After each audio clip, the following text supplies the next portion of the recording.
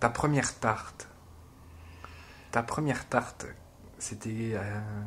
Ben, ma toute première tarte, c'était il y a 40 ans, ma première vraie tarte a atterri sur le faciès de Marguerite Duras, que nous étions quelques-uns à trouver abominablement ennuyeuse, faux cul, puritaine et casse-bonbon. C'était dans nos coupes de la bière Hotzottegem aux propriétés particulièrement euphorisantes. Nous avons tout d'un coup mis en pratique les forfaits imaginaires de Le Gloupier et Marguerite Duras a été entartée de plein fouet. Ça a fait toute une histoire à notre stupéfaction dans la presse belge, dans les quotidiens. Ça faisait la une. On avait repris dans la Meuse, la Lanterne, toute sa biographie et sa bibliographie comme si elle était morte. Folie totale. Nous y avons pris goût à tout jamais. Nous n'avons plus arrêté depuis. C'était le départ de la première phase de la grande guérilla gloup-gloup contre les baudrusses culturelles.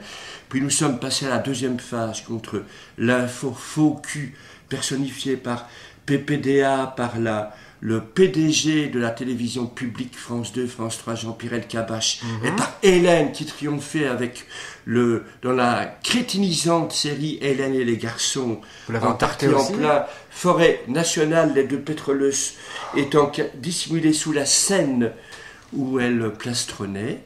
Et puis nous sommes passés à la troisième phase de la saga Gloup Gloup, la guérilla cocasse contre le monde économico-politique. Comme nos réseaux de complicité s'étaient savoureusement développés, ça nous a permis de viser plus loin et d'entarter, comme vous le savez, les Sarkozy et les Bill Gates. La tarte à la crème est un remarquable révélateur quant à la nature profonde de nos prestigieuses victimes. La plupart d'entre elles ont réagi très mal, ne vivant qu'à travers leur image en les entartant. C'est leur image qu'on entartait, d'où c'est ça qui était la véritable catastrophe pour elles. Et très peu d'entre elles ont réagi avec la malice et la belle humeur qui s'imposait, qui aurait suffi pour désamorcer les choses, mais tout au contraire, elles ont révélé qu'elles étaient enfermées dans la cellule de leur esprit de sérieux total et qu'elles vivaient les outrages pâtissiers comme de catastrophes absolues, se sentant blessées réellement dans leur amour-propre.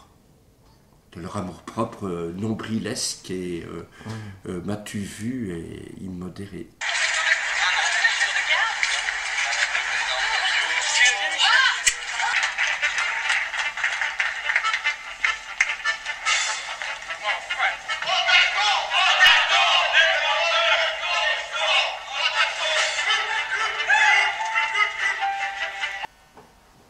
Een stralende Bill Gates, maar niet voor lang. Attention, hop. BHL. Et bam!